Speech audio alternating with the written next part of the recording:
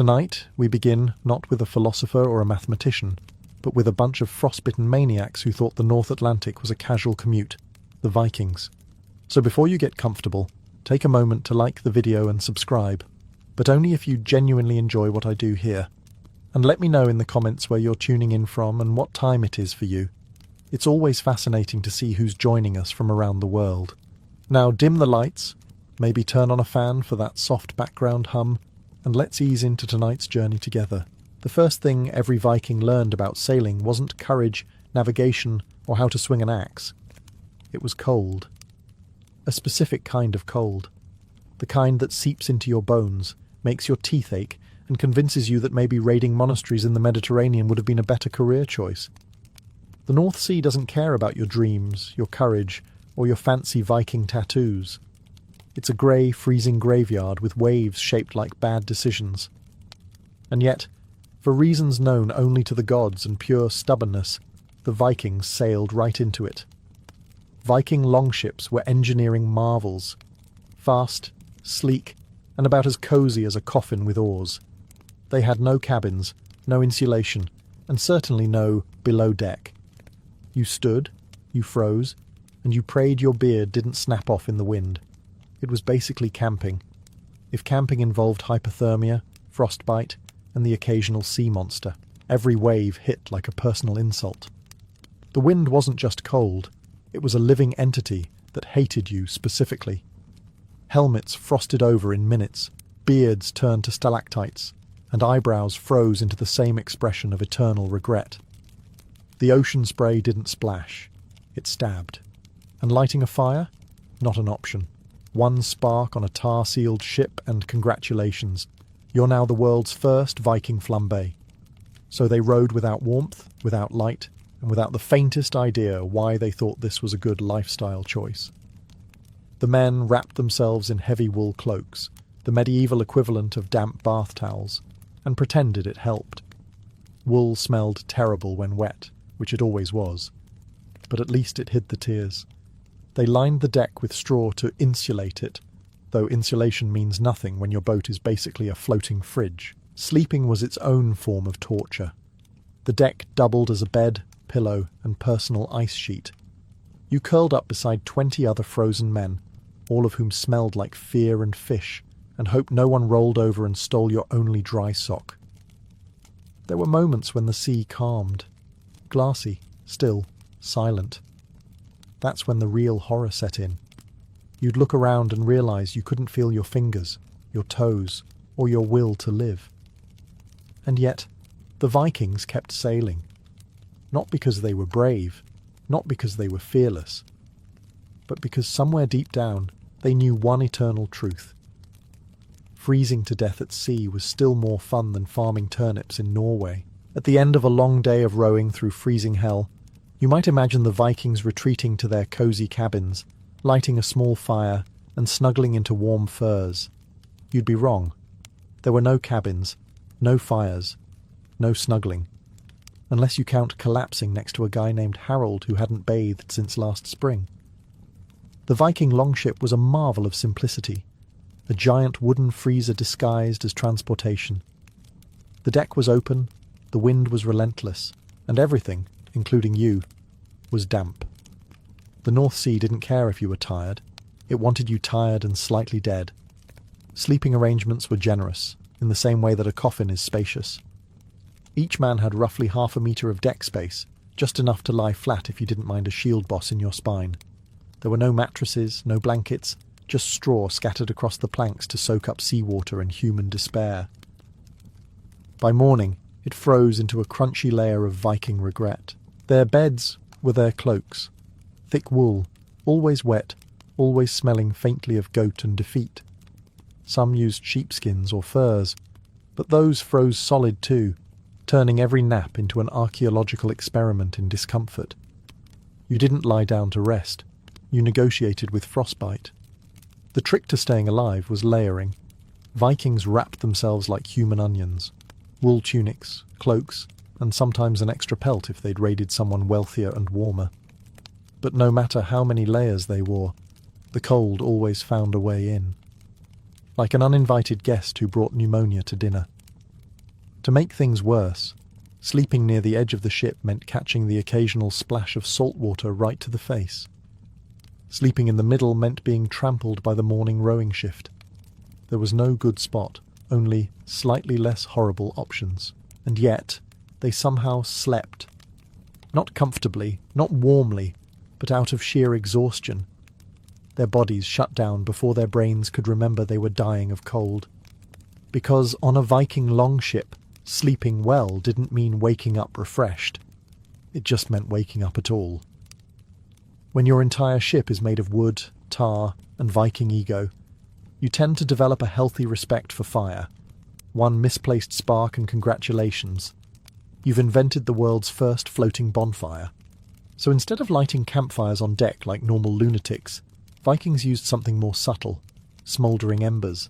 Each crew carried what they called the sleeping fire, a small metal or clay container filled with slow-burning coals, buried in ash. It didn't flame, it just glowed quietly, like the last shred of hope on a winter morning. The embers were tucked away under a clay pot, or inside an iron brazier, the Viking equivalent of central heating, if central heating came with a 50% chance of burning your ship down. Losing those embers was a serious offence. It meant no fire at camp, no cooked food, and no light to keep away whatever creature was making that sound in the dark. A good crewman could keep coals alive for days, blowing gently into the ash when the glow started to fade. You weren't just rowing a ship, you were babysitting a fire. At night, men would gather around the brazier, palms out, eyes half shut, pretending it was warm. The truth? It wasn't. The thing gave off less heat than a dying candle, but it was symbolic, a reminder that somewhere in this frozen purgatory, fire still existed. The embers weren't for cooking. Nobody risked that. Meals were eaten cold or smoked long before departure. The brazier's job was purely psychological, a flicker of civilization in a world made entirely of wet wood and despair. Occasionally, the brazier would tip over in rough seas, filling the air with sparks. This was followed by several minutes of screaming, frantic stomping, and heartfelt prayers to every god in the Norse pantheon.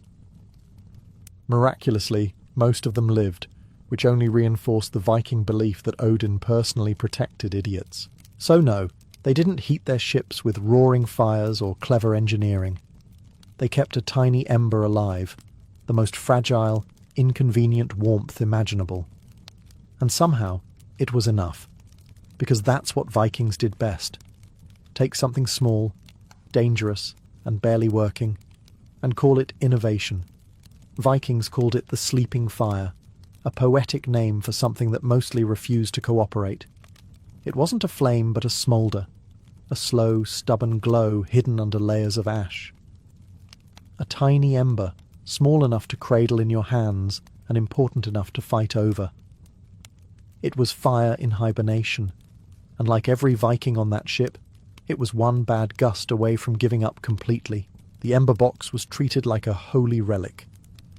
Losing it meant humiliation, starvation, and another long night pretending to enjoy frozen fish. Crews guarded it the way modern people guard phone batteries. Obsessive, panicked, and with a deep sense of existential dependence.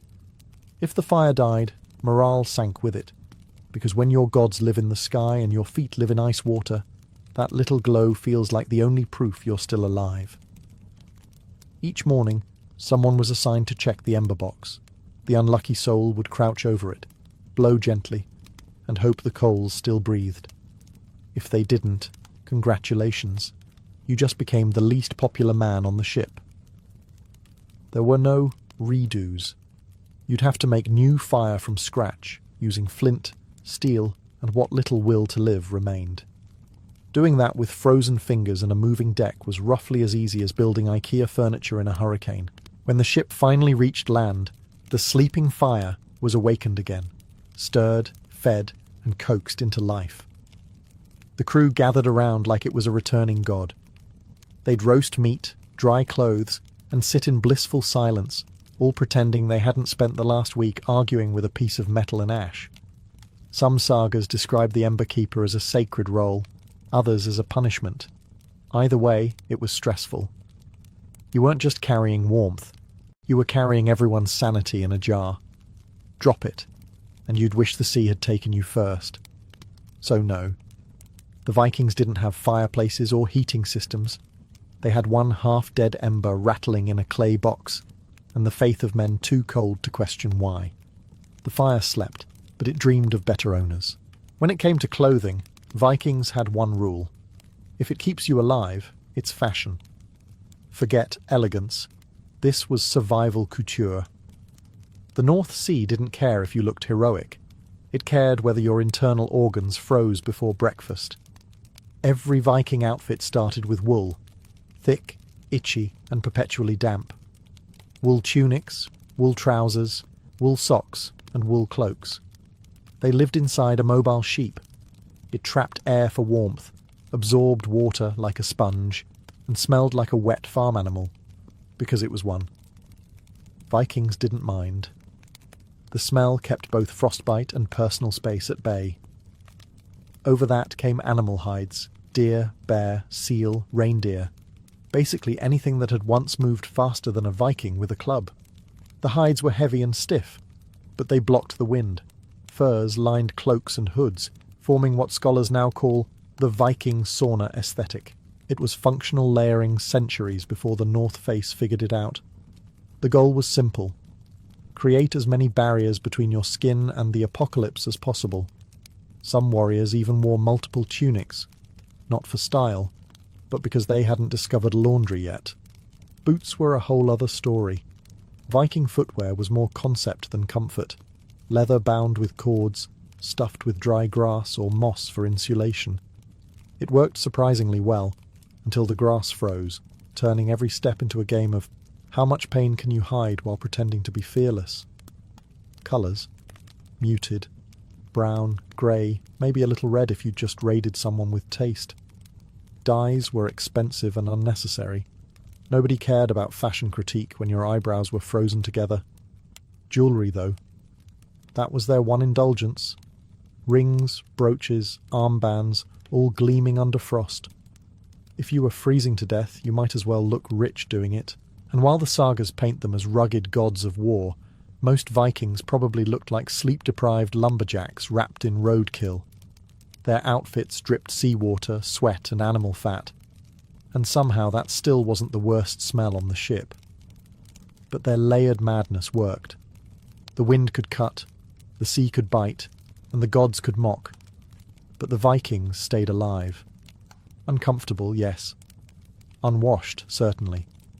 But alive, which, in the North Sea, was about as fashionable as it got. If there was one body part the Vikings truly feared losing to the cold, it was their feet. Fingers were optional. You could still swing a sword with a few missing. But toes, that was serious. No one wants to raid Paris with feet that snap like stale breadsticks. The human foot wasn't designed for the North Sea.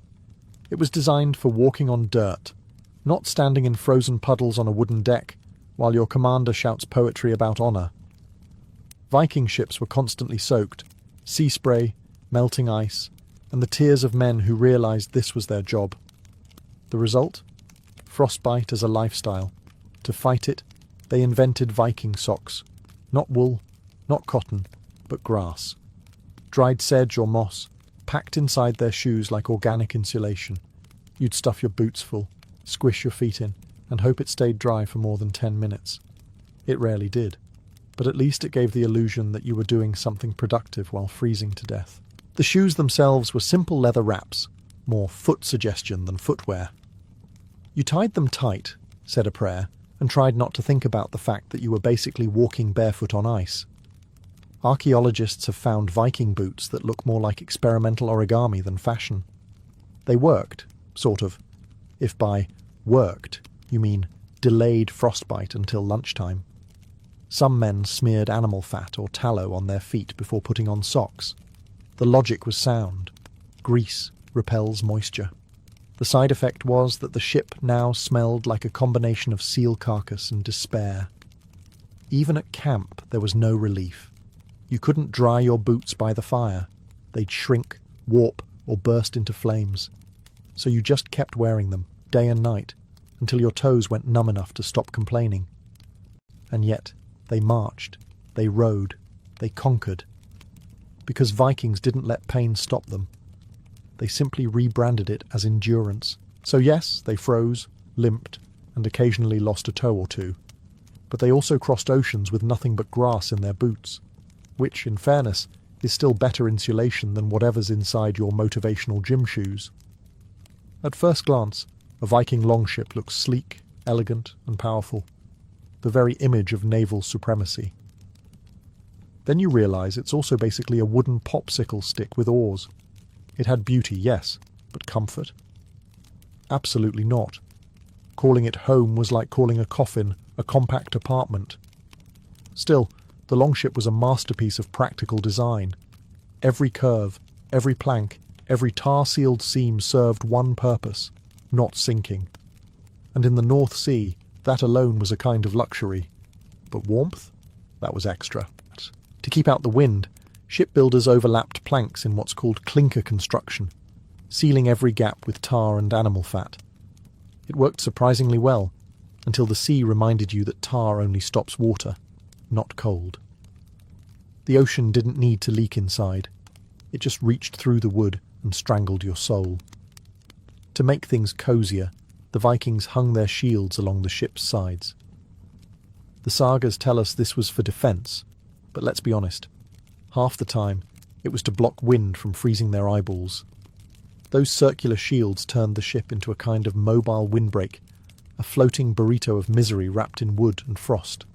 Some crews even stuffed moss and straw between planks or under their sleeping spots to create insulation. It helped, briefly. Then it got wet, froze solid, and became part of the floor. If you could pry it off in spring, congratulations. You'd invented early Scandinavian flooring. When storms hit, the ship flexed and groaned like a living thing. Every board expanding, every seam threatening mutiny. Men huddled in the hull, shivering and praying the engineering miracle beneath them didn't suddenly remember it was made entirely of trees. But for all its flaws, the longship was a kind of blanket, a thin, creaking shield between man and oblivion. It didn't keep you warm, but it gave you something to cling to while pretending not to die. Because for Vikings, that was enough. You didn't need comfort, only construction. You didn't need heat, only hope.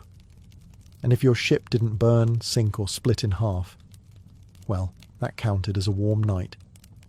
At some point, probably halfway through their third frostbite, the Vikings decided they deserved shelter.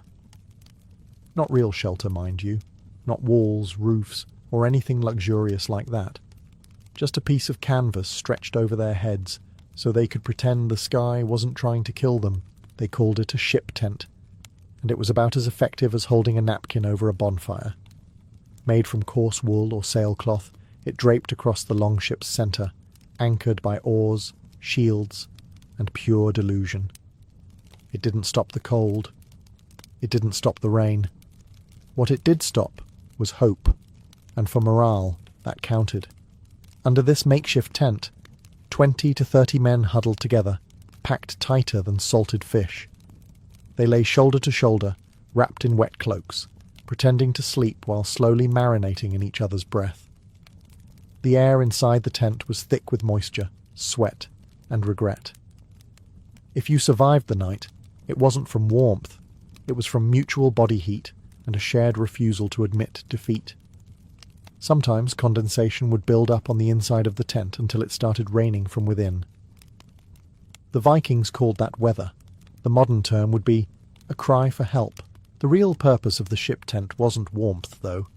It was illusion. When you're sleeping on an open deck with ice forming in your beard, even the faint shadow of a ceiling feels like civilization. It created a tiny psychological distance between outdoors and utter despair. Every now and then, a gust of wind would tear the canvas loose, flapping like the sails of a ghost ship. Nobody moved to fix it. They just sighed, accepted their fate, and added losing the tent again to the list of life's many insults. But for all its flaws, That sagging piece of fabric gave the illusion of a home, a fragile barrier between Vikings and the endless freezing void. Because that's how Vikings survived. Not through comfort, not through luxury, but through the sheer stubborn power of pretending things were fine when absolutely nothing was fine. And somehow, it worked. When you think of Viking feasts, you probably imagine roaring halls, roasted boars, and overflowing mead horns. But on a longship, forget that. Dinner on the open sea was basically punishment with calories. The menu never changed, cold, dry, and questionable. Cooking on deck was forbidden. Fire and wooden ships didn't mix well, unless you liked your meals served with screaming. So every Viking voyage began with weeks of pre-cooked misery. Smoked fish, salted meat, and hard bread tough enough to qualify as armour. If you could chew it without breaking a tooth, you were already halfway to Valhalla. Breakfast was dried herring, washed down with a gulp of seawater by accident. Lunch was more dried herring. Dinner? If you guessed dried herring, congratulations. You could survive the North Sea. Fresh meat was a luxury reserved for when someone's hunting luck outperformed their frostbite. Otherwise, you gnawed on your supplies and dreamed about fire. Vikings stored food in barrels sealed with tar, which meant everything tasted faintly of ship. Butter, cheese, grain, all lovingly infused with that signature, seaworthy flavour. And when mould appeared, which it always did, they just scraped it off and pretended it was seasoning. To keep their strength, they ate fat, lots of it. Whale blubber, pork grease, even melted animal fat smeared on bread like medieval margarine. It kept you warm and disgusted in equal measure. Some sagas mention sea porridge, a charming blend of oats, water, and regret. It was thick, tasteless, and could probably patch a hole in the hull if needed. Water wasn't safe to drink. It went rancid in storage, so they relied on ale or mead, weak enough not to kill you, but strong enough to make you briefly forget you were sitting in a floating freezer. Hydration by mild intoxication, the Viking way, and through all this they didn't complain. Not out loud, anyway. Food was fuel, not fun. You ate because you had to row another 100 miles through sleet, not because you enjoyed the subtle notes of salted despair. So yes, they survived without warmth, without comfort, and without taste buds. Because when you're a Viking, a full stomach counts as luxury, even if everything you eat tastes like shipwreck. If warmth couldn't come from fire, the Vikings found the next best thing, mead. Not because it actually worked, but because it made them care a lot less that it didn't. Mead was the Viking solution to almost every problem. Cold, boredom, fear, existential dread, the sound of 20 men snoring in unison. You name it, they drank about it. Made from honey, water, and wild yeast, it was sweet, strong, and deceptively cheerful, like drinking liquid courage brewed by someone with a head injury. On land, it was sacred. In the sagas, warriors toasted the gods with it before battle, claiming Odin himself drank the same stuff in Valhalla. At sea, it was more functional. You didn't raise a horn to honour Thor. You drank directly from the barrel to forget that your boots had frozen to your feet. Mead was stored in wooden casks, carefully sealed with tar and optimism. Over time, it picked up a distinct flavour, which is historian speak for tasted like the inside of a Viking. It wasn't about taste, anyway. It was about pretending that the warmth in your chest wasn't just your body giving up. There's a popular myth that alcohol warms you up. The Vikings believed it completely. In truth, it just widened your blood vessels, tricking you into thinking you weren't freezing. It's the same kind of warming that happens right before frostbite. But try telling that to a crew of half-frozen berserkers with mugs in hand. They didn't care. Science hadn't been invented yet. A few cups in, morale rose. Men sang louder, laughed harder, and suddenly the blizzard didn't seem so bad. They'd shout about glory, honour, and occasionally fall overboard. If the sea gods were merciful, they floated. If not, well, at least they died warm inside. By morning the hangovers were heroic. Salt wind, pounding heads, dry mouths, the Viking trinity of regret. And yet, the moment the next barrel opened, they forgot all about it. Because when the world is frozen and the gods are silent, a cup of mead isn't just a drink. It's a tiny rebellion against the cold. Warmth may be an illusion, but it's one the Vikings happily drank to. When all else failed, when the fire was gone, the mead was empty and the cold had crawled into their souls, the Vikings turned to the oldest heat source known to humankind, each other. Yes, that's right. Viking survival strategy number 4 was the ancient Scandinavian art of, please don't die next to me, I need your body heat. On longships, personal space didn't exist. It was everyone's warmth, or everyone's funeral. At night, the crew lay shoulder to shoulder beneath their damp wool cloaks, forming one large collective disappointment. The sagas call this ship brothers. Archaeologists call it necessary. Modern people would probably call it trauma bonding. Either way, it worked. Each man was both heater and heated. If one rolled over, the others froze. If someone got up to pee, 10 curses followed him.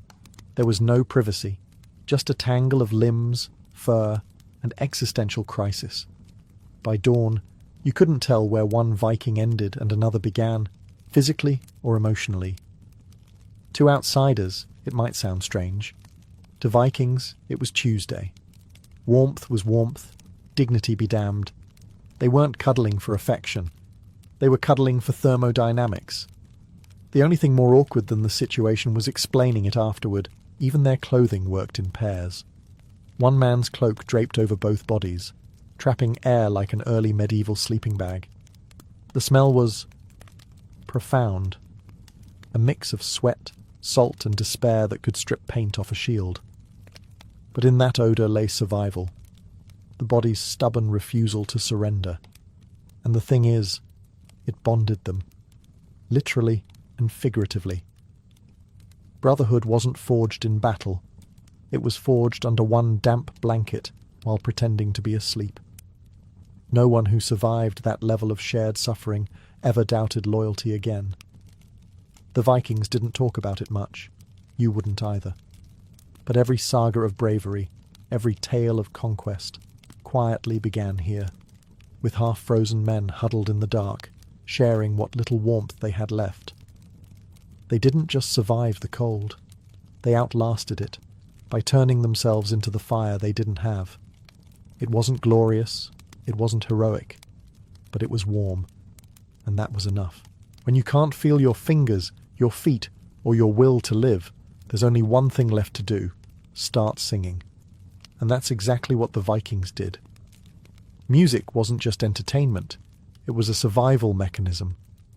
When your ship's deck was a frozen plank buffet, and your beard doubled as an icicle collection, singing kept the blood moving and the madness contained. Rhythm gave warmth structure. Harmony gave misery company. It was basically Viking therapy, minus the couch and the coping skills.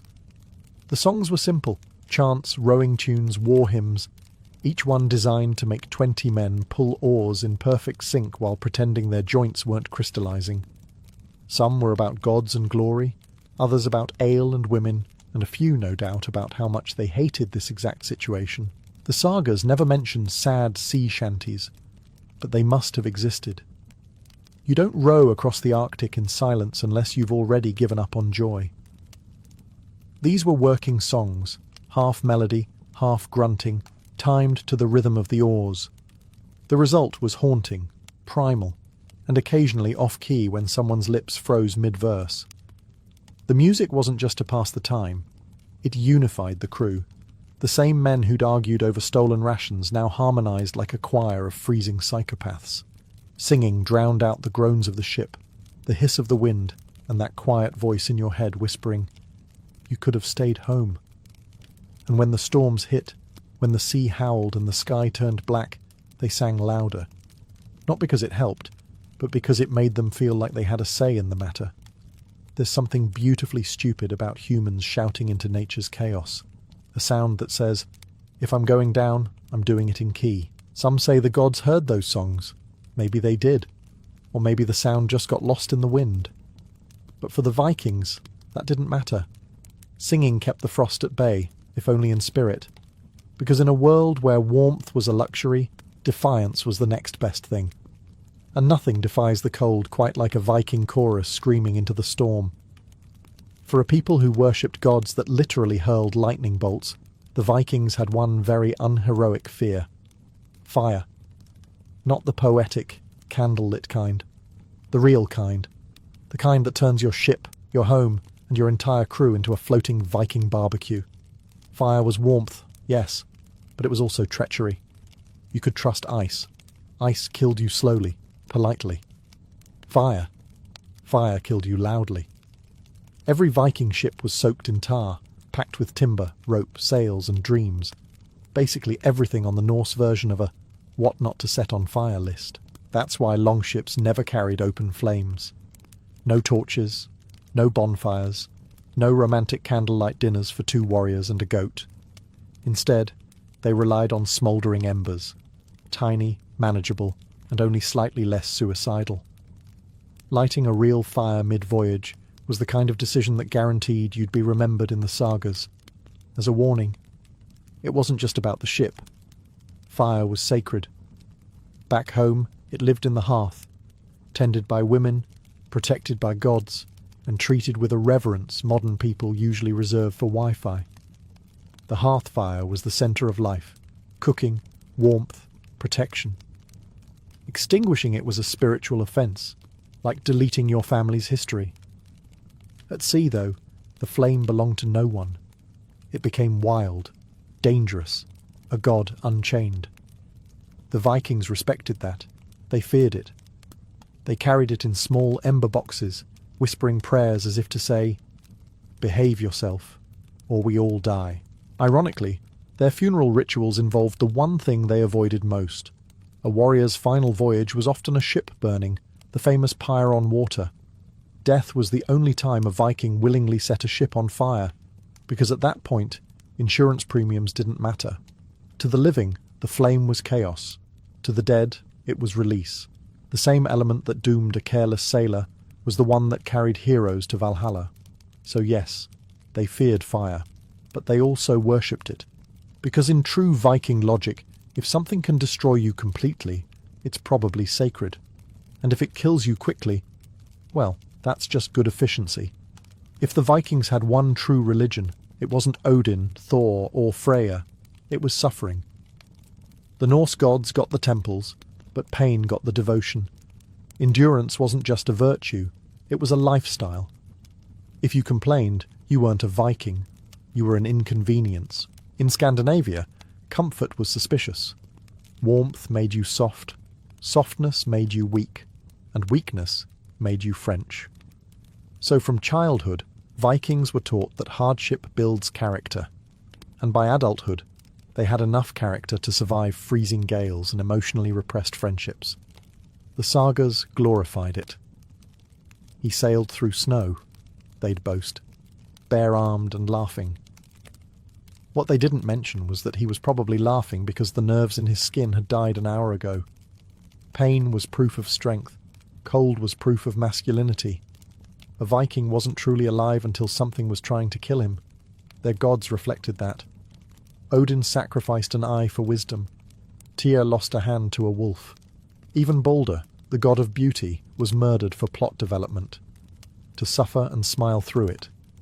That was divine. The gods didn't bless comfort. They blessed endurance. So the Vikings embraced the cold the way monks embrace silence, with grim enthusiasm and a complete lack of alternatives. They romanticized hardship because it was all they had. Every frostbitten voyage became an act of worship. Every storm endured was a sermon. When the wind howled, they howled back. When the sea froze, they pushed through. When the gods ignored them, they shrugged. They were used to that. Suffering didn't mean the gods had abandoned you. It meant they were paying attention. Modern people chase comfort like it's salvation. Heated homes, soft beds, 12 kinds of tea. A Viking would call that witchcraft. They didn't measure happiness in luxury. They measured it in how long you could keep rowing without crying.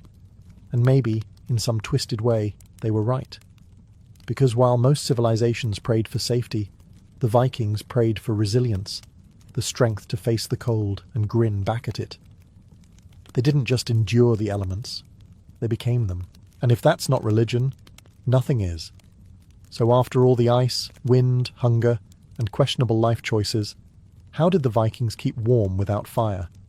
The short answer, they didn't. The long answer, they cheated death through sheer arrogance. For the Vikings, warmth wasn't something you had, it was something you became. They turned endurance into energy, suffering into swagger, and cold into character. They didn't need comfort, they needed challenge. Fire was for weaklings. Frostbite was just proof you'd been somewhere worth bragging about.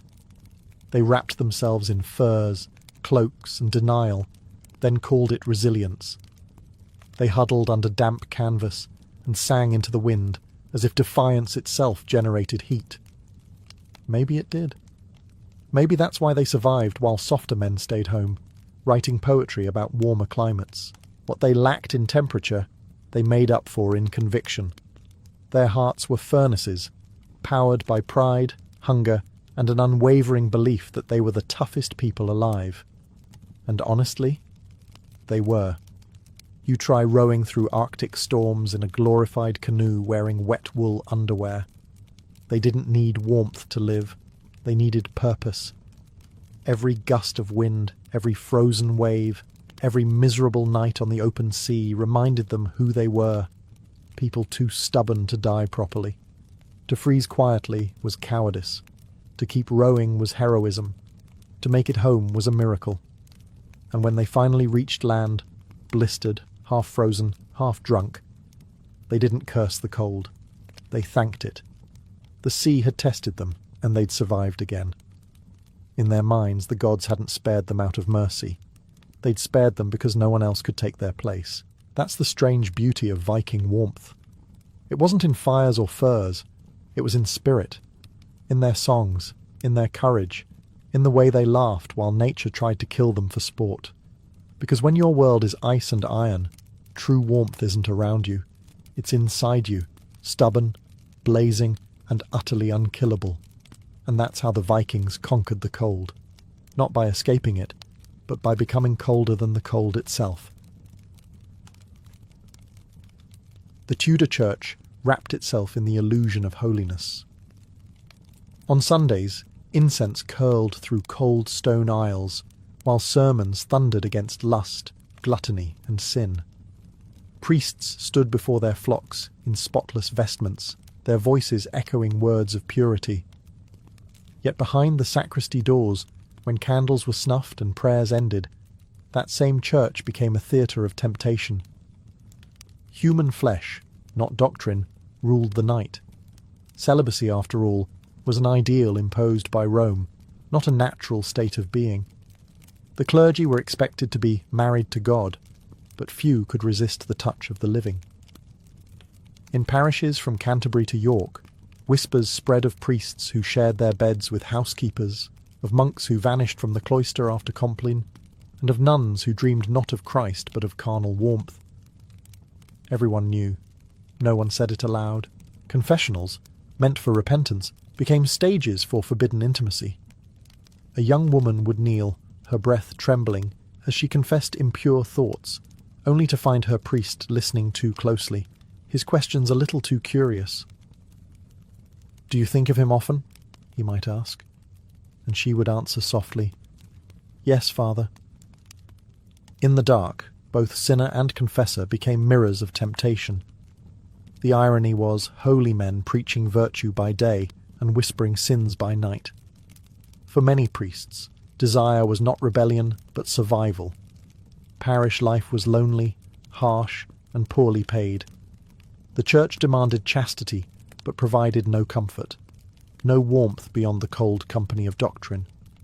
And so they rationalized their lust as weakness, forgivable, even understandable. "God forgives the frailty of man," one priest might mutter after an indiscretion, adjusting his robes before morning mass. Yet the contradiction festered. The church that burned heretics for lesser offences tolerated this quiet hypocrisy. It was not zeal that kept the clergy pure. It was the fear of being caught. And even that fear dulled over time, replaced by familiarity. In the end, purity was just another performance. Robes to hide the body, incense to mask the scent of sin, and sermons to distract the faithful from the human desires pulsing beneath the altar cloth. The Tudor church looked holy. It just didn't smell that way. In the parishes of Tudor England, the word housekeeper had a double meaning. Officially, she was the woman who cooked, cleaned, and tended the priest's household. Unofficially, she was his comfort in the long, lonely nights when Scripture offered little warmth. It was a quiet scandal everyone knew about, from the bishop's palace down to the village tavern. The faithful would nod politely to Mistress Joan or Goodwife Alice, pretending not to notice how the priest's so-called servant shared his bedchamber and bore children who curiously resembled him. The hypocrisy was almost bureaucratic. Bishops fined priests caught in incontinence, but only when the rumours became impossible to ignore. Pay the fine, perform penance, say a few prayers, then return home to the same woman waiting by the fire. The church condemned lust from the pulpit, but quietly tolerated it in the rectory, so long as the tithe money flowed and public scandal stayed manageable. As one chronicler dryly remarked, "The priests will sin, the bishops will sigh, and the people will forgive, for all have need of each other." Some of these relationships were tender, even domestic. A few priests lived openly as husbands without the blessing of marriage, their wives managing the parish as efficiently as any vicar's spouse after the Reformation. Others, however, were more predatory. Power and confession made for dangerous intimacy. A frightened girl seeking spiritual counsel could find herself cornered by the man meant to save her soul. One bishop's report noted with weary resignation that certain clergy take women under colour of service and make them concubines. It was written in Latin, but everyone understood the translation. Lust disguised as duty. Villagers rarely protested. A beloved priest who christened their children and buried their dead could hardly be cast out for human weakness. And in a society already steeped in sin and repentance, who was truly without fault? So long as the sermons continued and the bells rang for Mass, the facade of holiness held firm. But behind the altar, the double life of the Tudor priest thrived. A life where the forbidden felt sacred, where desire found its loophole in confession, and where the church, for all its authority, could never quite silence the pulse of human flesh beneath the cassock. Within the stone walls of Tudor monasteries, the battle between body and spirit was fought daily, and often lost before sunrise. Monks were meant to live as the church's soldiers of purity, rising before dawn, fasting, chanting, and shunning worldly pleasure.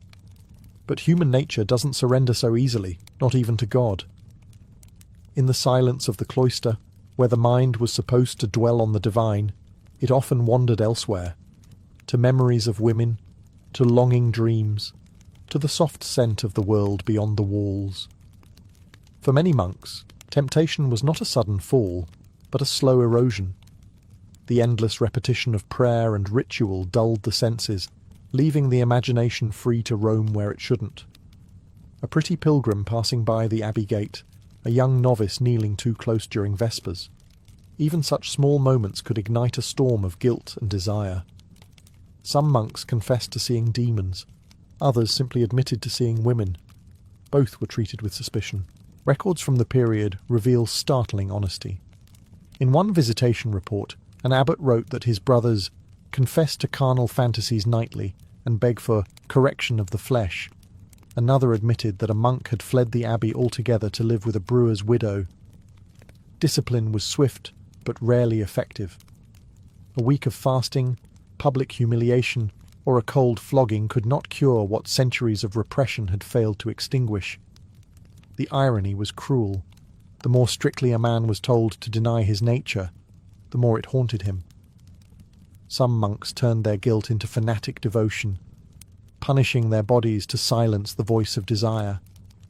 Others grew bitter, mocking their vows in private, drinking ale behind the garden wall, sneaking out to nearby villages under cover of night. The Church called it weakness. They called it survival.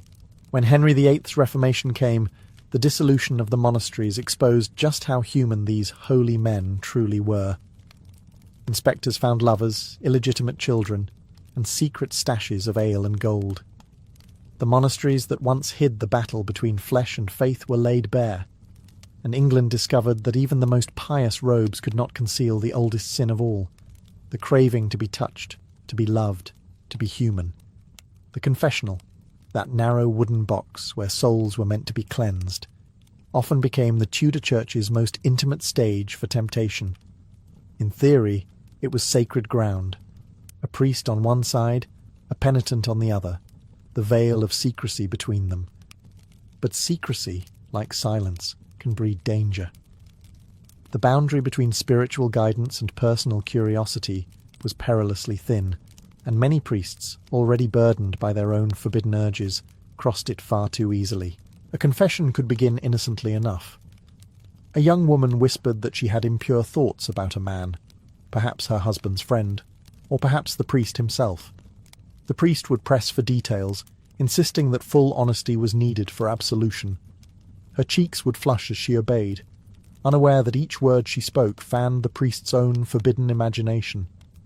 He might counsel her to pray for purity, or he might linger on the memory long after she left, clutching his rosary like a lifeline against desire. There are accounts of confessors who took advantage of this sacred privacy. Some used their position to manipulate frightened women, promising forgiveness in exchange for favours that could never be spoken aloud. Others convinced themselves they were helping, that understanding sin required experiencing it. It was self-delusion in holy language, lust wearing a halo. Bishops occasionally received complaints, but most were buried with a sigh.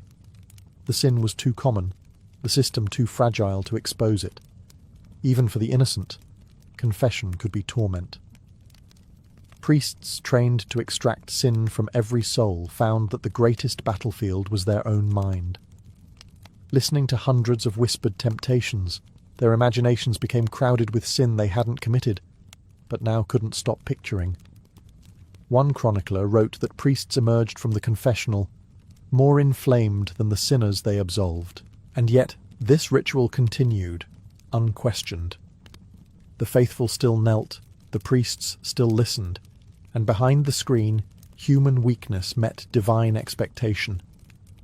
The confessional was meant to erase sin, but for many Tudor clergymen it simply recycled it, turning shame into longing, and longing into guilt again. It was a perfect circle of hypocrisy, spinning endlessly under the Church's silent blessing. Behind convent walls, where women vowed to serve only God, love often found its own secret pathways. Tudor nuns were meant to be brides of Christ, chaste, obedient, and detached from the world. Yet convents were rarely as silent or pure as sermons suggested. They were communities of young women, many sent there not out of devotion but convenience. A family might cloister an unruly daughter or hide away an inconvenient pregnancy. And once the gates closed behind them, the struggle between body and faith began. Loneliness was the first intruder. The daily rhythm of prayers, fasting and chores dulled the mind. Eyes lingered too long on a fellow sister's face during hymn practice, or on the visiting priest who heard confessions with gentle patience. Affection, in such a confined world, quickly became dangerous. Letters were smuggled through kitchens and courtyards. A nun might claim she was visiting the garden to gather herbs, but her real harvest waited behind the wall. Historical records, though written with moral outrage, reveal glimpses of forbidden tenderness. One visitation report described 2 nuns found in embraces most unholy. Another spoke of midnight whisperings and fondness beyond sisterhood. The punishments were humiliating: public confession, fasting, or confinement. Yet none of it stopped the pattern. The convent, for some, was not a prison. It was a place where love could hide in plain sight under the language of devotion, and there were those whose sins were far riskier. Some nuns carried on affairs with monks or visiting confessors. A few even became pregnant, their swollen bellies explained away as dropsy or miraculous illness. The shame was usually buried, literally. A sick room, a quiet death, a hurried burial under the cloister stones. God's mercy, it seemed, was quicker when silence served the church. But beneath the hypocrisy was something profoundly human. These women were not villains. They were simply denied the right to be human in the first place. The vows they took were cages built from obedience and isolation. When they broke them, it wasn't just lust. It was rebellion against a system that forbade love itself. In their whispered promises and secret touches, the Tudor nuns lived the one truth the Church tried hardest to suppress, that even in holy ground, desire blooms. Love was not supposed to exist in a Tudor convent, at least not the earthly kind. Yet, within the dim candlelight of these walled sanctuaries, hearts rebelled. The rules were clear: obedience to the abbess, silence after vespers, purity above all. But the heart doesn't read canon law. The convent, designed to suppress temptation, instead became an incubator for it. When you lock away youth, beauty, and longing behind stone and prayer, desire doesn't die. It refines itself. Letters of the era describe scenes both tragic and tender.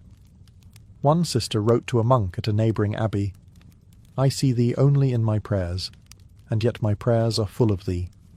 The letter was intercepted, her punishment severe, a week of fasting and public humiliation. But even after repentance, her affection remained, hidden behind hymns and daily penance. She would later carve a tiny heart beneath the wooden bench of her choir stool, the closest thing she had to a love letter that would last. Visitors from outside the convent only fueled temptation. Merchants, stonemasons, and confessors passed through the gates, bringing news of the world beyond. To young women cloistered since childhood, a kind smile or gentle word could feel divine. Some priests exploited that awe. A confessor might linger too long after hearing sins, offering comfort that quickly crossed the sacred line. One chronicle from 1538 tells of a priest caught sneaking into a convent at night disguised as a pilgrim. His penance was exile, though everyone knew it was hardly his first offence. The Reformation only deepened this crisis. As royal inspectors began dissolving monasteries and convents, they unearthed what polite society had long suspected. Nuns with children, lovers' correspondence, and secret doorways connecting cloisters to nearby parsonages. Henry VIII's agents, eager to discredit Catholic orders, documented every scandal they could find. One report coldly noted, "In the convent of Godstow, more infants were born than psalms were sung." Yet even amid this chaos, not all was corruption. Some of these forbidden romances were genuine, two souls clinging to each other in defiance of a system that denied them affection. It wasn't just lust that flourished behind those walls. It was a quiet, desperate yearning for love, companionship, and freedom. Three things the Church itself had forbidden them to seek. When Henry VIII broke from Rome, the Church of England was born not out of holiness, but out of lust. And the hypocrisy was too rich to ignore. Here was a king demanding spiritual independence so he could divorce his wife and marry another, while his bishops preached chastity from gilded pulpits. The Reformation wasn't only a political revolution, it was a mass unmasking of clerical sin. Suddenly, the very men who had condemned others for impurity found themselves stripped of their own illusions of virtue. Royal inspectors, dispatched to dissolve monasteries and convents, uncovered scandal after scandal. They reported monks living with wives, priests fathering children, and nuns whose miraculous ailments turned out to be pregnancies. Henry's agents exaggerated, of course. Every sin they found served as justification to seize more church property. But the seeds of truth were undeniable. The Tudor clergy had been preaching against temptation while drowning in it. Lust, it seemed, had done more damage to Rome's authority than any sermon could. The hypocrisy extended from the pulpit to the throne. Henry himself justified his affairs by invoking divine will, declaring that God wanted him to have a male heir, no matter how many wives or mistresses it took. Courtiers took the hint. Bishops blessed the king's unions and annulments with rehearsed piety, each one pretending that Scripture somehow agreed. Behind the mask of reform was a court obsessed with pleasure, gossip, and power, draped in the thin veil of religious duty. Common folk watched all this with weary amusement. The village priest still kept his housekeeper. The abbey walls still whispered with desire. Only now, the crown, not the Pope, collected the confessions. The Reformation didn't purge lust from the church, it nationalised it. The same men who once whispered Latin prayers now toasted English queens, swapping faith for favour, robes for gold, and vows for politics. In the end, Henry's break with Rome revealed what everyone had always known, but few dared to say: that the Tudor Church's greatest sin wasn't lust itself, but the denial of it. For centuries, desire had been the secret heartbeat beneath the hymns, and when the Reformation came, it simply tore off the cassock, exposing the flesh that had always been there, trembling beneath the illusion of divine control. After Henry's break from Rome, the pulpits of England thundered with new authority. Priests, now loyal to the crown rather than the Pope, proclaimed a purer, holier church. But for all the talk of reform, the sermons still smelled faintly of hypocrisy, and sometimes of perfume. The men who denounced Catholic corruption often carried their own brand of temptation under their robes. The cassock might have changed allegiance, but not appetite. Many clergy used their newfound freedom to live more openly, no longer hiding their lovers behind the title of housekeeper. Marriage for priests, once condemned, was suddenly permissible, but old habits die hard. Some took wives yet continued to seek pleasure elsewhere. Others, emboldened by reform, turned their sermons into spectacles of moral superiority, warning their congregations against the very sins they indulged in privately. The louder a man preached about purity, the more likely it was that he had something to hide. Records from parish courts are full of such contradictions. One minister was fined for incontinence with several women of his parish, another caught in bed with the wife of a churchwarden. Even bishops were not exempt. In 1551, the Bishop of Gloucester was accused of keeping a concubine under guise of a laundress. The irony was practically divine. The Church had broken from Rome in pursuit of moral clarity, yet found itself repeating the same old farce, only now in English. The people, however, were not fooled. In taverns and marketplaces, they mocked the clergy with bitter humour. "Our parson," one ballad joked, "preaches hellfire but keeps a warm bed." Satirical plays lampooned lecherous friars and hypocritical preachers, while pamphlets circulated with drawings of priests caught in scandalous embraces. The Reformation, meant to cleanse the faith, had instead turned sin into entertainment, and still the Church endured, its priests forgiven, its followers resigned. Desire had proven stronger than dogma, more enduring than any decree. Even as sermons thundered about temptation, the pulpit itself became a monument to it. For beneath every moral command was a confession unspoken, that holiness and hunger were never enemies, only uneasy companions. The Tudor Church had not eradicated lust. It had simply learned to preach over it, louder, longer, and with better lighting. By the late Tudor years, lust and holiness had learned to coexist, awkwardly but inevitably. The Church had changed its robes, rewritten its prayers, and buried its scandals beneath new laws, yet human nature refused to obey theology. Behind every sermon on purity still lingered the ghost of temptation. Even the most righteous clergyman, standing before his flock in candlelit sanctity, carried within him the same conflict that haunted monks, priests, and nuns before him. The pull between the flesh and the faith. The irony was almost poetic. The Reformation had promised a church freed from corruption, a moral cleansing of England's soul. But in truth, it only shifted the sin from confessionals to courts, from monasteries to royal chambers. Lust had not been defeated. It had been redistributed. The crown married and remarried. Courtiers traded favours in bedrooms as easily as in council halls. and priests continued to wrestle with the very desires they condemned. The Tudor age, so obsessed with sin, was paradoxically one of its most fertile breeding grounds. Yet this conflict gave the era its peculiar humanity. The Tudor clergy, for all their hypocrisy, reflected the same contradictions found in every believer. They wanted to be pure, but they also wanted to be loved. They preached eternal salvation, but they longed for mortal warmth. The robes and rituals could disguise desire, but they could not erase it. And so the Church, in all its grandeur and guilt, became a mirror of England itself, proud, pious, and perpetually tempted. When the final Tudor monarch, Elizabeth I, ascended the throne, she embodied this balance perfectly. The Virgin Queen ruled a nation drenched in gossip about her lovers. Her court sparkled with poetry and passion. Her priests preached restraint, while musicians sang of longing. Holiness had become theatre, and the audience adored every act. In the end, the hidden lusts of the Tudor Church were not just sins, they were symptoms of being human.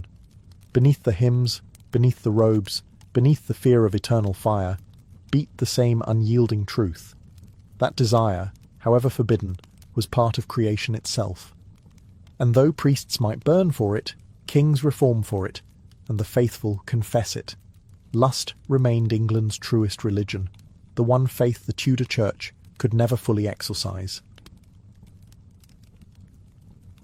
Long before the roar of engines or the clang of railways, the ancient Silk Road pulsed with the slow, rhythmic shuffle of camel hooves. It was not one single road, but a sprawling network, a web of dirt and dust stretching from the great cities of China to the glittering ports of the Mediterranean. Silk, jade, and spices travelled west. Gold, glass, and stories flowed east. But none of it could have happened without one vital invention, the caravanserai, the fortress of the traveller. Imagine trudging for days through the Gobi Desert. The wind bites, your lips crack, and the sand swallows every sound. Then, on the horizon, you see it. Thick stone walls rising from the emptiness, a torchlit gate promising food, safety, and company. To step inside a caravanserai was to step out of danger. For the merchant, it was sanctuary.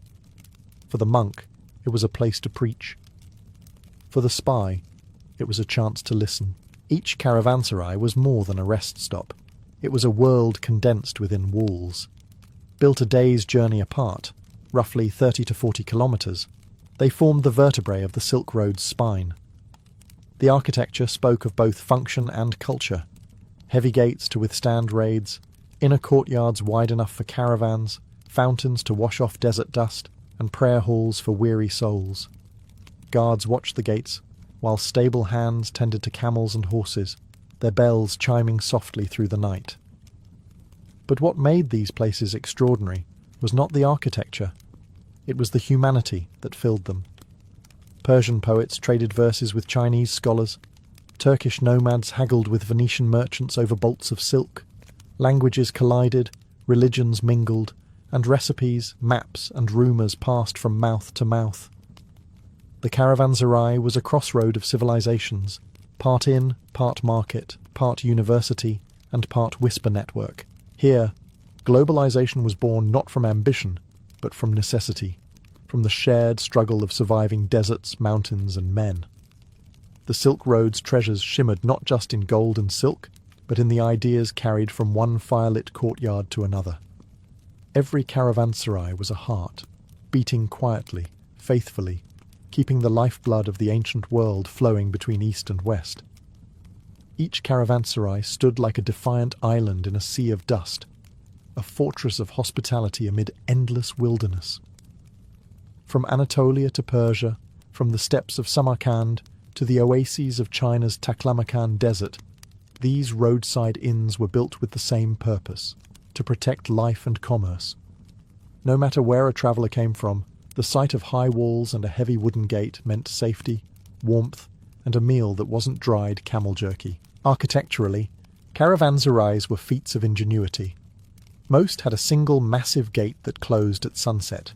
Once shut, No one entered or left until dawn. Inside lay a wide courtyard where merchants unloaded goods, bales of silk, spices in clay jars, sacks of saffron, and cages filled with parrots from India or falcons from Arabia. Along the walls were rows of arched chambers, some used as sleeping quarters, others as stables. The central fountain or well provided water for both men and beasts, its sound mingling with the clatter of hooves and the murmur of dozens of languages. The design reflected both practicality and power. Caravanserais along Persian routes were often fortified, doubling as military outposts. In Ottoman lands, sultans commissioned massive stone khans that looked more like castles than inns, symbols of royal protection over trade. Even the Mongols, masters of the open plain, built way stations where silk caravans could rest under guard, knowing that peace on the road meant profit for all. But beyond walls and gates, the atmosphere inside was electric. Nightfall transformed each caravanserai into a miniature city. Merchants compared prices by torchlight, musicians strummed lutes, and storytellers recited epics of kings and gods to an audience of traders half asleep on rugs. Here, a Chinese Buddhist might share tea with an Armenian jeweler, while a Persian poet debated scripture with a Syrian monk. Languages collided, and with them, ideas, artistic, religious, scientific. These inns were more than structures, they were engines of civilization. Every caravanserai was a spark in the great web of human exchange, a node connecting worlds that would otherwise never meet. Behind those thick, dust-stained walls, globalization wasn't a modern concept. It was nightly routine, fueled by spice, story, and survival. Before dawn, the caravan stirred. Bells jingled, camels groaned, and men shouted in a dozen languages as torches flickered against the caravanserai's inner walls. The merchants of the Silk Road were the lifeblood of this ancient highway, a restless fraternity of traders, dreamers, and gamblers who risked everything for the promise of profit and prestige. They came from everywhere: China, India, Persia, Arabia, and the Mediterranean. Some carried silk and porcelain, others sold glass, wool, or gold. What united them was not faith or origin, but the endless road itself. A typical caravan could include hundreds of animals and dozens of men. Camels were the ships of the desert, patient, smelly, and indispensable.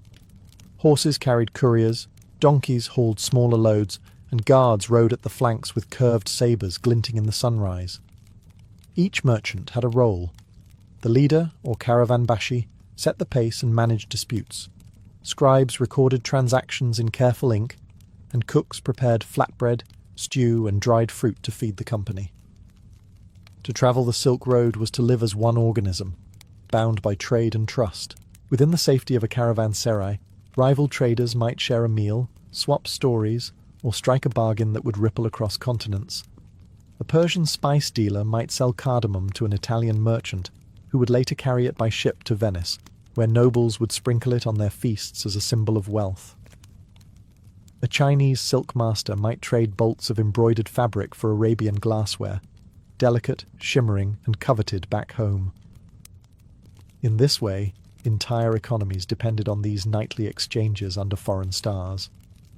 But travel was perilous. Bandits stalked the mountain passes, sandstorms swallowed entire convoys, and illness struck without warning. Caravanserais were the fragile link between survival and oblivion. To reach one by nightfall was a victory. To miss it was to gamble with death. And so, every merchant's map was inked, not only with routes, but with names of inns, havens that offered protection, warmth, and rumour. For these traders, the road was more than commerce. It was destiny. They were the arteries of the ancient world, carrying goods, gossip, and gods across deserts and empires. Each caravanserai was their heartbeat, pulsing, echoing, keeping civilization alive one weary step at a time. If the desert was silent, the caravanserai was its opposite, a storm of voices, laughter, and rumour echoing through the night. By day, it was a fortress. By night, a parliament of the world. Merchants, monks, envoys and wanderers gathered around fires, trading not only goods but secrets. A caravanserai was a marketplace of information, where the fates of empires could be whispered over a bowl of lentil stew. News travelled faster here than on any royal road. A merchant from Samarkand might arrive with word that the Khan of the East was raising taxes. A Persian courier would swear that the Ottoman Sultan was preparing for war. A monk from India might murmur of a new sect, while a trader from Venice reported that silver prices had fallen across the sea. Every story was part truth, part invention, and every listener became both student and spy. In an age without newspapers, caravanserais were the world's wireless network, dusty, noisy, and utterly indispensable. The gossip didn't stop with politics. There were tales of bandits and ghosts that haunted certain passes, of lost caravans swallowed by dunes, of kings who paid in pearls, and emperors who collected mechanical birds. These stories drifted west with the merchants and east with the monks, mixing with legend until rumour became history. Even myths had mileage. A traveller could leave China hearing of dragons, and arrive in Persia believing they'd been spotted. For many, the gossip was more valuable than the trade itself. Monks learned of distant shrines and relics. Explorers gathered hints of new lands.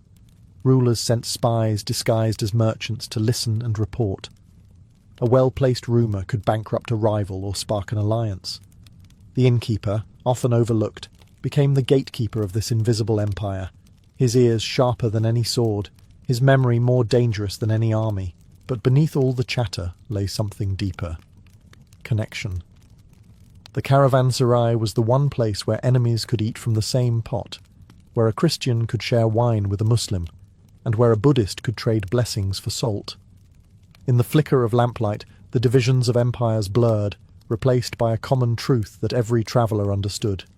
The road was long, the world vast, and survival required both trade and trust.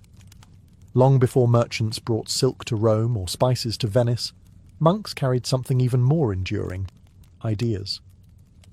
Along the Silk Road, the caravanserais became unlikely monasteries of the moment, spiritual pit stops where faiths met, mingled, and sometimes collided. Here, under the same roof, one might find a Buddhist monk from Nalanda, a Nestorian priest from Mesopotamia, a Sufi mystic from Persia, and a Taoist scholar on pilgrimage. They arrived by camel, on foot, or in ox-drawn carts, bound not by trade but by revelation. The road was their scripture. Each inn was a verse. And every night their prayers rose together in a dozen tongues. In these shared courtyards, debate flourished, not about gold or silk, but about the soul. The Buddhist monk spoke of compassion and detachment. The Christian priest of redemption and grace.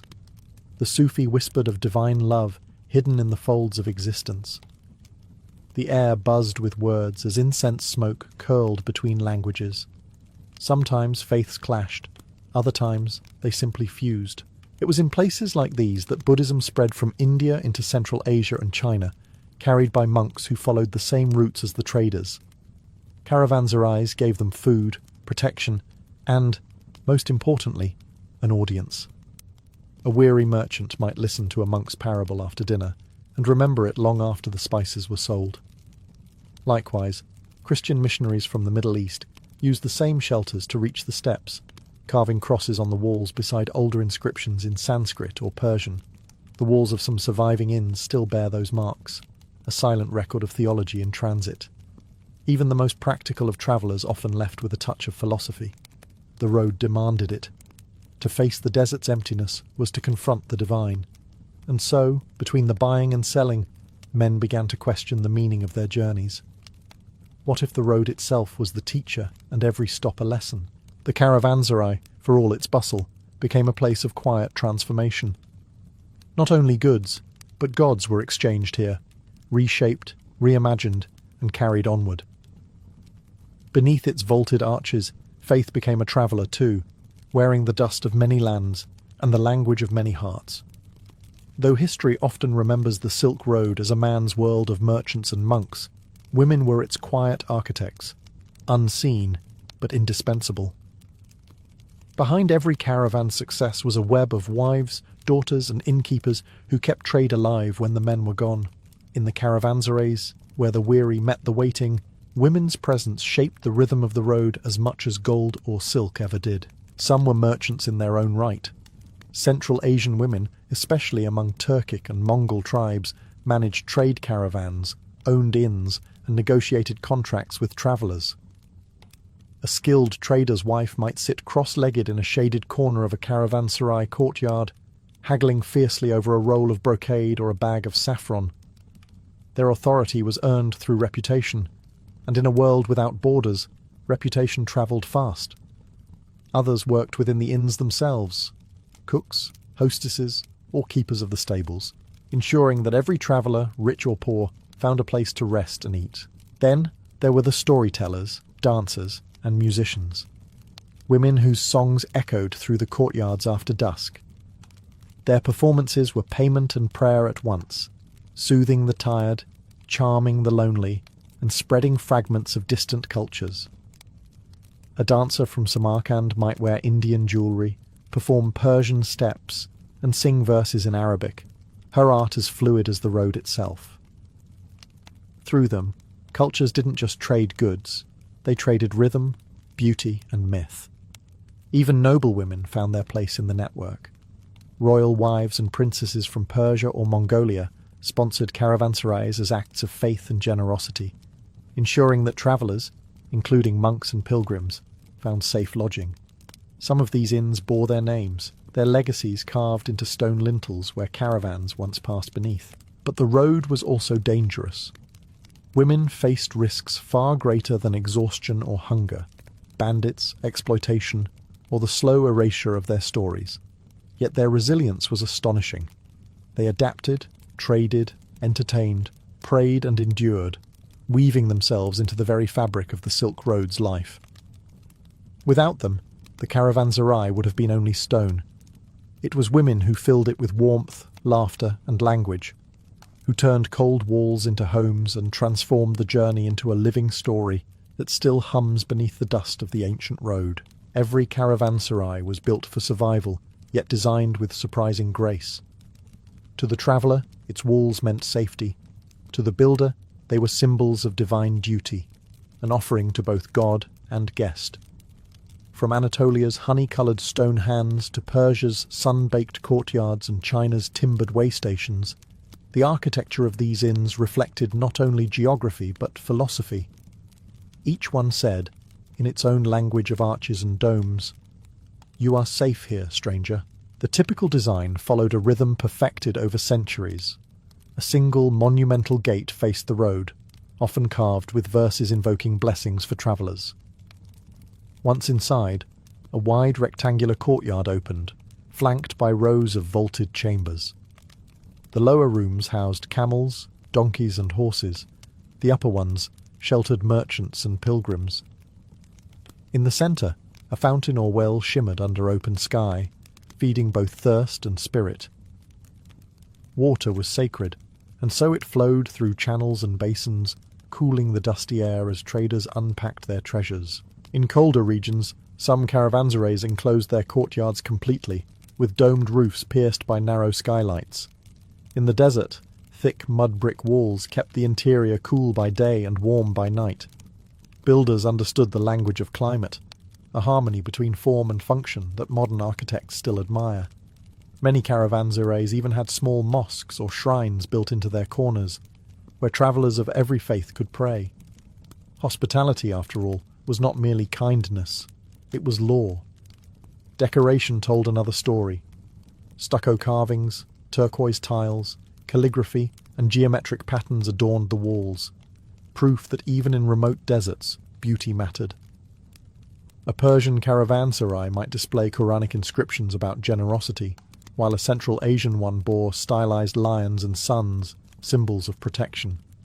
These designs spoke across cultures, expressing one universal truth, a shared reverence for the traveller's journey. But perhaps the greatest artistry was invisible, the feeling of arrival. After days of heat, hunger and uncertainty, stepping into the cool shade of a caravanserai was like stepping into civilization itself. It was more than a building, it was a promise. Within those walls, strangers became guests, and weary men became part of something vast and connected. The architecture was stone, but the message was human, that even in the harshest places, there would always be room for you. For nearly 2,000 years, the Silk Road thrived, a thread of trade, faith, and friendship stretching across half the world. But even the strongest silk frays with time. By the 15th century, the same caravanserais that once pulsed with laughter and languages began to fall silent.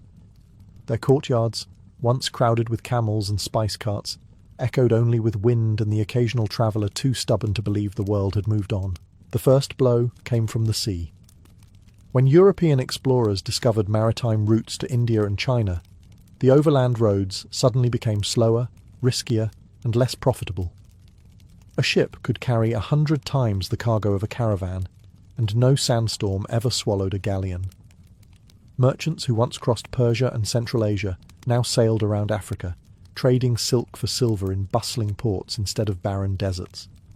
The caravanserais, built to guard against bandits and thirst, could not defend against obsolescence. Then came war.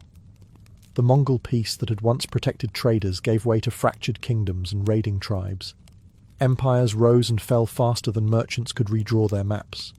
Taxes multiplied, roads became unsafe, and many inns were abandoned, left to crumble beneath centuries of sand.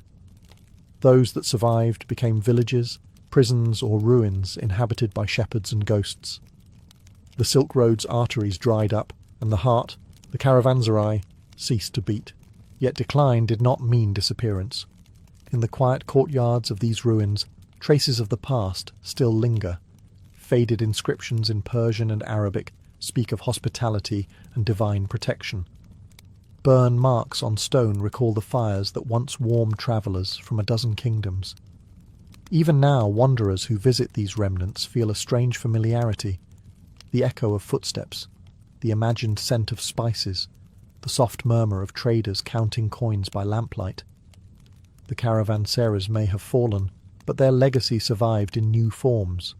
In the roadside inns of Europe, the khans of the Ottoman Empire, and the modern hotels that still promise comfort to strangers. The Silk Road's dust may have settled, but its spirit of exchange, the will to connect across distance, endures. The world learned from its fall that even when roads end, the stories carried upon them never do. Today, the caravanserais of the Silk Road stand like scattered bones of a forgotten giant, silent, weathered, and half-swallowed by sand. Their walls crumble, but their memory endures in the DNA of our modern world.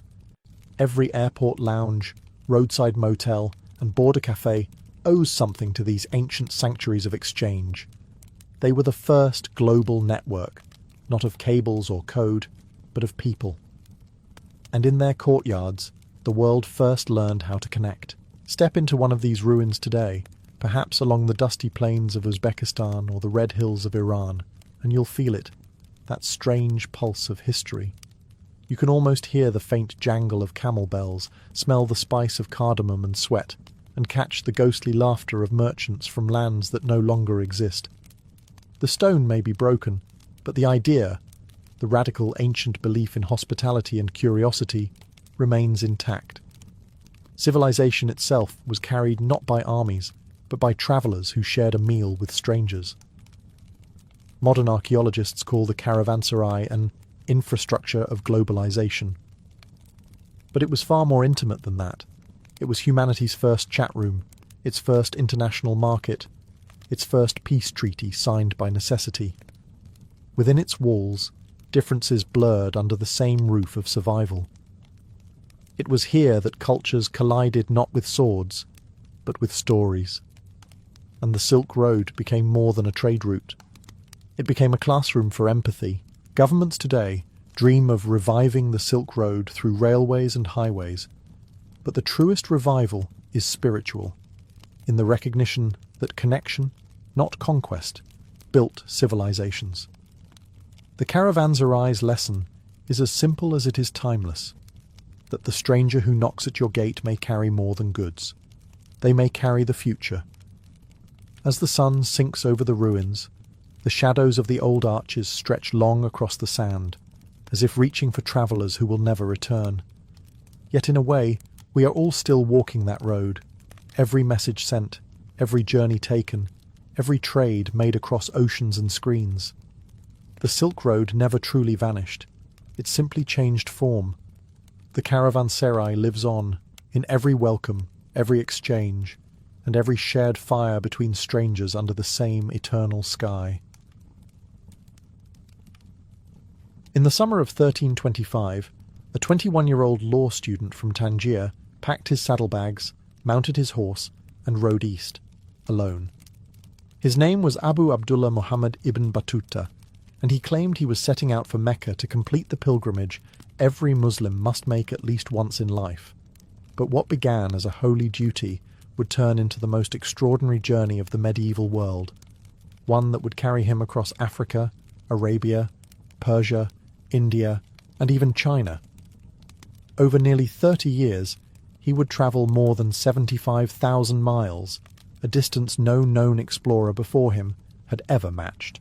Ibn Battuta's world was vast yet connected, stitched together by the golden threads of Islamic trade routes and hospitality.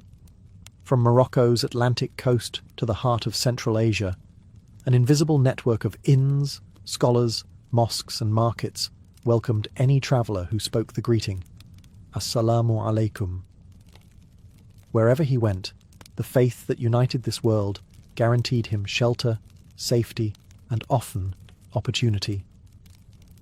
The son of a family of judges, Ibn Battuta knew how to read, write, and argue the law, skills that would open many doors before him. His first destination was Mecca, but as he later wrote, "I set out alone, without companion or caravan, for the love of travel was implanted in my soul by God." He joined merchant caravans across North Africa, endured thirst and illness, and narrowly escaped Bedouin raids. But every hardship drew him further from home and deeper into history. By the time he reached Cairo, he had already crossed kingdoms and deserts, and something had changed. The pilgrimage was no longer enough. The world itself had become his calling.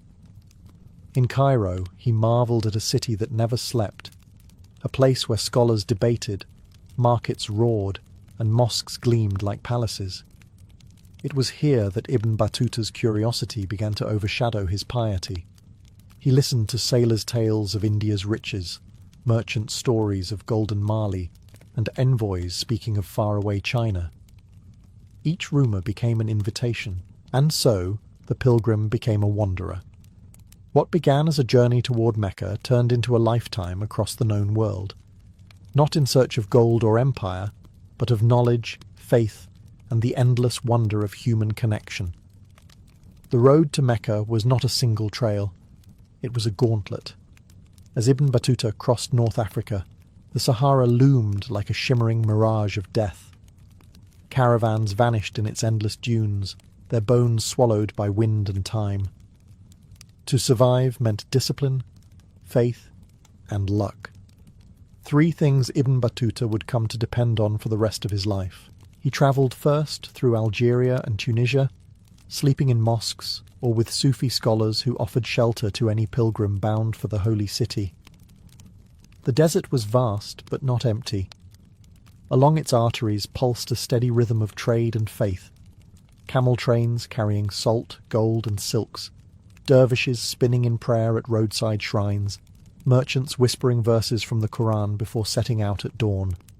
In this world, religion was both compass and currency. A man who prayed was a man to be trusted. Still, danger was constant. Sandstorms struck without warning, turning daylight into chaos. Thieves stalked lonely paths, waiting for the sound of bells or hooves. Ibn Battuta's small group was once ambushed near the Libyan frontier. He survived only by hiding beneath a dead camel until nightfall. In his later writings, he would call such moments tests of endurance sent by God. But even in fear, he found beauty. The desert at sunset, he wrote, burned like gold before the mercy of night cooled its fire. By the time he reached Alexandria, Ibn Battuta was no longer merely a pilgrim. He had become part of a vast living network of scholars, travellers, and storytellers stretching from the Maghreb to Arabia. He met holy men who claimed visions of Mecca, sailors who swore they'd seen islands made of perfume, and students reciting poetry in the courtyards of mosques. Their stories filled him with an intoxicating hunger to see more.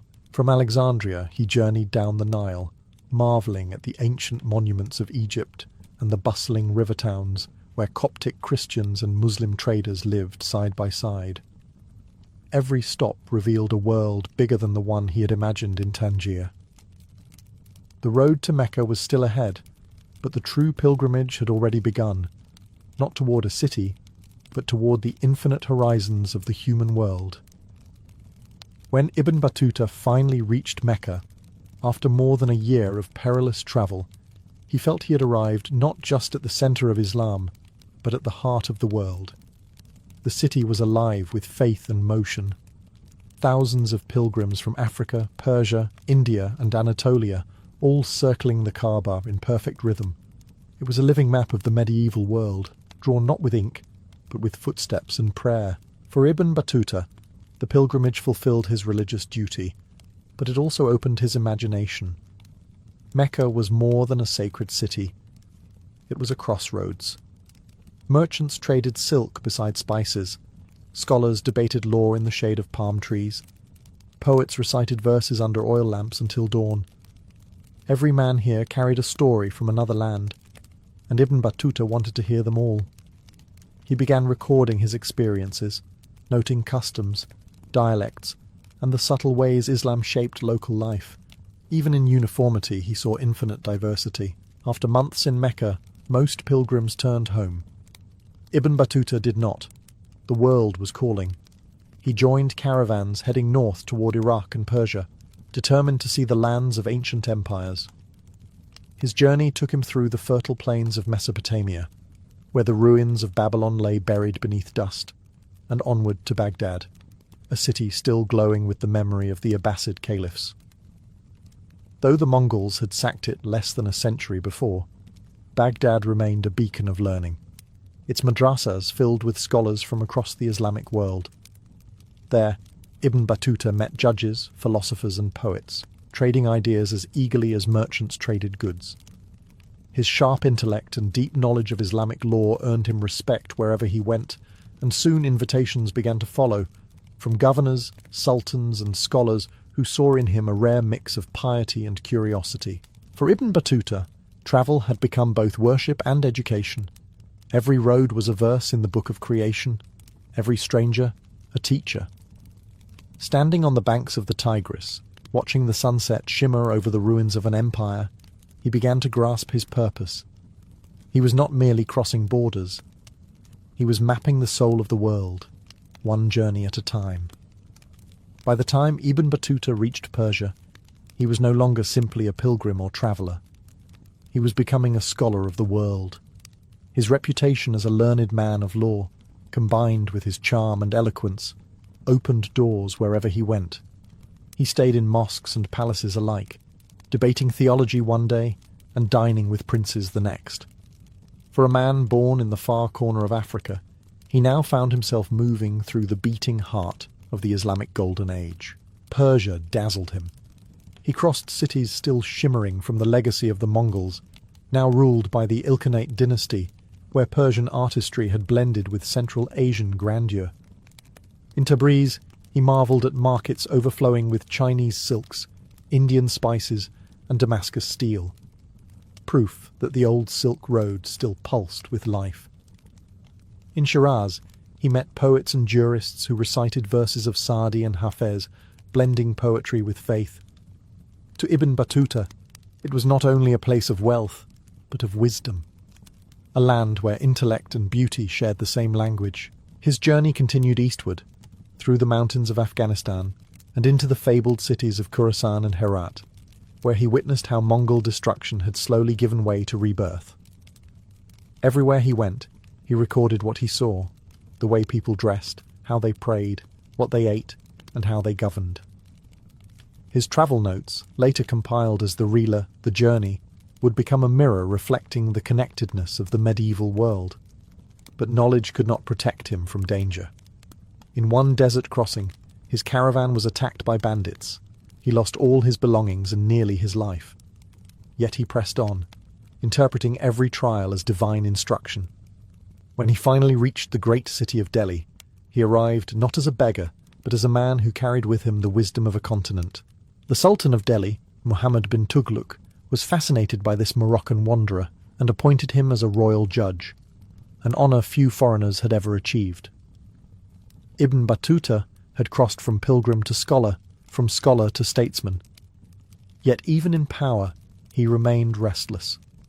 The horizon still called, and beyond India, the world awaited. In Delhi, Ibn Battuta entered a world of both magnificence and madness. The city was a glittering capital, swollen with palaces, mosques and markets overflowing with colour. But at its centre ruled one of the most unpredictable monarchs in history, Sultan Muhammad bin Tughlaq, a man of immense intellect and even greater cruelty. Scholars called him brilliant, survivors called him dangerous. For Ibn Battuta, serving at this court would prove both a blessing and a trial. The Sultan appointed him as a Qadi, or judge, granting him wealth, servants, and a fine house. Overnight, the young man from Tangier became a figure of influence, sitting beside viziers and generals in the court of one of the richest empires on earth. The Sultan, impressed by Ibn Battuta's knowledge of Islamic law and his gift for diplomacy, often called on him to mediate disputes or represent the court in foreign affairs. But beneath the golden ceremony lurked a deep unease. Delhi was a city of spies, where favour could vanish overnight, and disobedience was punished with torture or death. In his Rihla, Ibn Battuta describes the Sultan as a man of vast ambitions and swift anger. He witnessed acts of generosity, entire streets fed from royal kitchens, followed by acts of terror when the same kitchens ran red with executions. One day, the Sultan ordered a gift of gold coins to be distributed to the poor. The next, he commanded the exile of 100 nobles for imagined betrayal. To live in his shadow was to walk a tightrope between fortune and ruin. Still, Ibn Battuta navigated this perilous world with remarkable skill. His charisma and learning kept him in favour, and his curiosity never waned. He explored Delhi's markets, observed its festivals, and recorded the mingling of Persian, Turkic, and Indian traditions that made the city unique. Yet comfort could not tame his wanderlust. The court was rich, but it was also a cage. Sensing his restlessness, the Sultan offered him a new challenge, to serve as ambassador to China. It was both an honour and a subtle dismissal. Ibn Battuta accepted eagerly. For a man born to movement, the thought of the open road was irresistible. Delhi had crowned him with prestige, but his heart still belonged to the horizon. In 1342, Ibn Battuta set out from Delhi as the Sultan's ambassador to China, leading a grand caravan of servants, scholars, and sailors. The mission was meant to strengthen trade and diplomacy between two great empires, the Delhi Sultanate and the Yuan dynasty. For Ibn Battuta, it was the perfect excuse to keep moving eastward. Yet destiny had other plans. What awaited him was not glory, but chaos. A journey through monsoon seas, mutiny, and near death. He first travelled down to the port of Calicut, on India's southwestern coast, where the air was thick with the scent of pepper and salt. The harbour teemed with ships from Arabia, Africa and China, a floating city of languages and cargo. The Indian Ocean trade routes were the highways of the medieval world, connecting East Africa to Indonesia. But they were also treacherous, ruled by wind and water. Ibn Battuta boarded a Chinese-style junk bound for the Malabar coast, and soon met the fury of the monsoon. The storm struck like judgment. Waves rose higher than minarets, and the wind howled like a beast. His fleet was torn apart. One of the ships carrying royal gifts sank with all hands, while another was seized by pirates. Ibn Battuta himself barely escaped drowning, washing ashore half dead, his clothes torn, his mission ruined. He had set out as an ambassador. Now he was a vagabond once more, yet despair never conquered him. He wrote later that every disaster was a mercy in disguise. Stranded but alive, he began again, travelling south along India's coast and then sailing to the Maldive Islands, where fate took another strange turn. The islanders, impressed by his learning, invited him to stay, and within months he was appointed chief judge. In true Ibn Battuta fashion, he also married into the royal family. For nearly 2 years, he lived amid palm trees and coral mosques, settling disputes about fishing rights and dowries instead of dynasties. But peace never suited him for long. The ocean still called, loud as a drumbeat in his soul. When he finally left the Maldives, he had lost his fortune, but regained his purpose. The storm had stripped away everything but what mattered most, the will to keep moving, wherever the horizon led.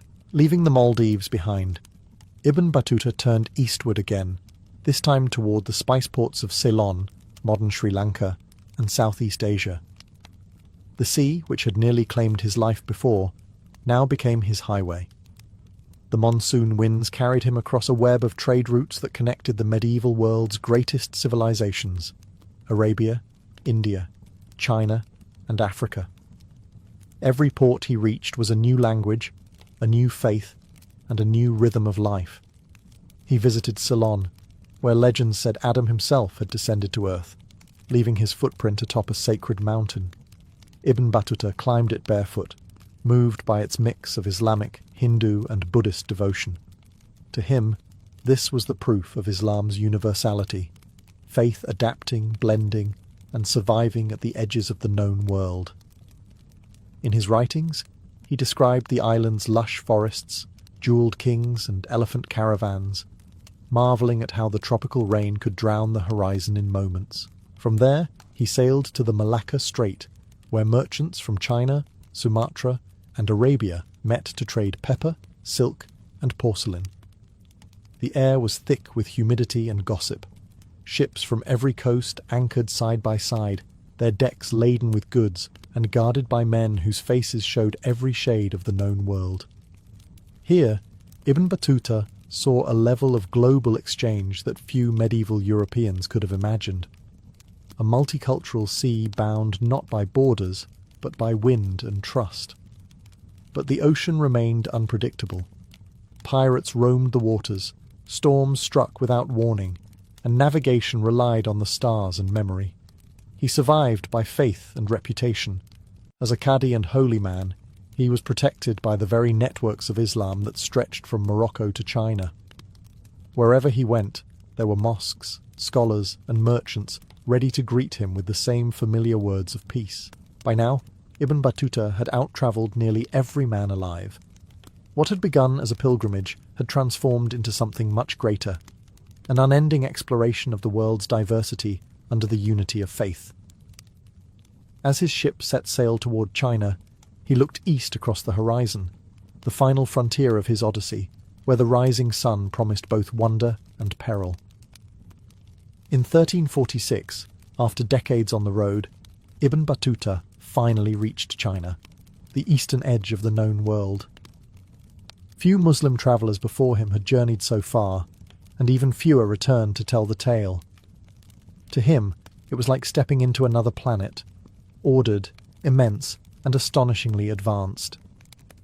Cities stretched farther than the eye could see, rivers swarmed with boats, and markets overflowed with porcelain, silk, and spices.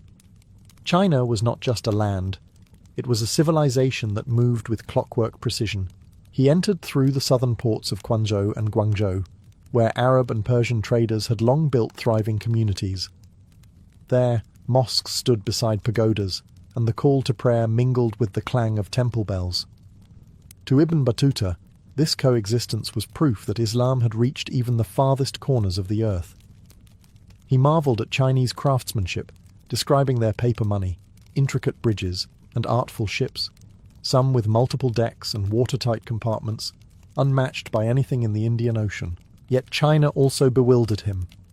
Its customs were alien, its people disciplined to the point of silence.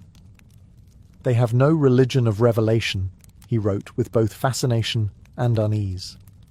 Still, he admired their justice, their organization, and the cleanliness of their cities, qualities he compared favorably to the great capitals of the Muslim world. He visited Hangzhou, calling it the largest city under heaven, and Beijing, where the Mongol emperors ruled from vast golden halls. Everywhere he went, he found traces of the global world he had spent his life exploring. Arab merchants in the harbours, Persian doctors at court, African sailors in the docks. China was not isolated. It was connected, humming at the far end of the same network that began in Morocco. Ibn Battuta, standing in the empire of the dragon, had followed that thread to its very end. But the road, at last, had begun to tire him. His beard was grey, his body scarred by travel and time. After nearly 30 years away, the longing for home stirred stronger than his curiosity. The man who had set out to see the world's wonders had finally seen them all, and now, for the first time, he wished only to return to where his journey began. By the time Ibn Battuta turned westward, he was no longer the young pilgrim who had left Tangier 3 decades earlier. He had crossed the length of Africa and Asia, survived storms, courts, wars, and shipwrecks, and now carried the weight of the world's memory in his mind. The road home would take him through lands both familiar and changed. As he retraced his steps through India, Persia, and Syria, he saw empires that had risen and fallen since he'd first passed through. Old friends were gone, cities rebuilt, and even the deserts seemed different. The world had aged, and so had he. When he reached Mecca once more, he performed another pilgrimage, this time not out of duty but gratitude. For all the miles behind him, he knew how easily they could have ended in a grave. Afterward, he sailed to East Africa, visiting the Swahili coast, cities like Kilwa and Mogadishu, vibrant hubs of trade where Arab, African and Indian cultures intertwined. The rhythm of the markets, the scent of clove and ivory, the recitation of prayers at sunset, it all reminded him of how deeply connected the world had become through faith and exchange. Finally, sometime around 1354, Ibn Battuta returned to Morocco, to the same city where his story began. Tangier greeted him not with fanfare, but with the quiet familiarity of home. His parents had long since passed, his childhood friends were strangers, and his homeland felt smaller than his memories. But within him was an empire of experiences, sights and sounds from 4 continents, stories of kings and fishermen, deserts and oceans. At the request of the Sultan of Morocco, he dictated his memories to the scholar Ibn Juzai, creating the Rihla, the journey. In its pages, Ibn Battuta preserved not just his adventures, but the pulse of the 14th century world, a global network bound by trade, hospitality, and belief. His account became a bridge between civilizations, a testament that curiosity could be as holy as prayer. He had left as a pilgrim and returned as a historian of humanity. His map was not inked with borders, but with connections, proof that in an age before compasses and colonies, one man could ride across the known world guided only by faith, courage, and the irresistible pull of the horizon.